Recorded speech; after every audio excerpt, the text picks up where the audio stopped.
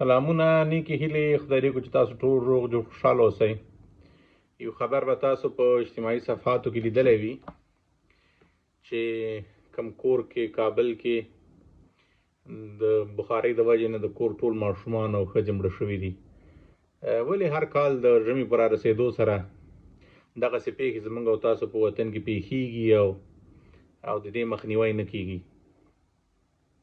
در اصل دغه مشکل څنګه دا ګیس وژل کوي؟ کله چې نامکمله اور بلیږي، یعنی چې کله اور ته پوره اکسیجن نه رسیږي، دې ته انکمپلیټ کمبشن وایي. نورمال اور چې کله بلیږي هغه کاربن ډای اکساید تولیدوي چې کله پوره اکسیجن ورسیږي.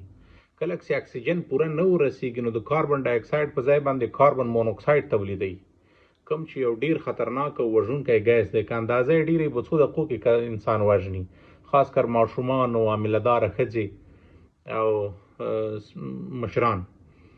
کله چې تاسو به لیدلي په افغانستان کې چې کله ژمی راورسیږي، کړکۍ او دروازې او د کوټې چې څومره ټولې ټولې مطلق بند شي او په یوه کوټه کې بخارۍ کېښودل شي او ټول کور هم د یوې کوټې ته راغونډېږي او په همغه یوه کوټه کې اور بلیږي.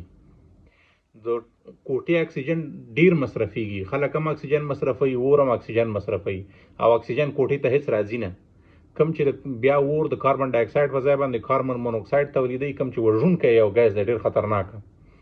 نو بعضې احتیاطي تدابیر دي چې دغه وژل مطلق د انساني ناغېړي د وجې نه منځته راځي. کله چې ژمی رارسیږي، تاسو یو مهرباني وکړئ چې په کوټه کې تاسو د لرګي یا د زغالو بخارۍ ږدئ، چې څومره دا تونلونه دي یا د وتو لپاره چې کوم ځایونه جوړ شوي دي د دود د وتو لپاره، دا باید پاک شي، وکتل شي چې بند خو نه دي. که ګازي بخارۍ تاسو مثلا استعمالوئ، تاسو کوشش وکړئ چې د هغې پایپ ور بدل کړئ په کال کې یو ځل. هغه کوم ګوټک چې استعمالیږي هغه وګورئ چې لیک خو نه دی. د شپې د خوا نه کوټې نه مطلق دا بخارۍ وباسئ، او که د لرګي او که د زغالو هغې هم د شپې د خوا نه باید ګل شي. او بل مهمه خبرداره چې کوټه باید بالکل بند نه شي، دومره ځای باید پرېښودل شي چې هغه اکسیجن خو کوټې ته راشي. چې کله کوټه مکمل بند شي او ته په هغه کې اور لګوې، ته چې په هغه کې اور لګوې خو اکسیجن ختم شو، نو اور ته بیا اکسیجن پوره نه رسیږي، هغه بیا دغسې وژل منځته راوړي، وژل ترې پېښېږي.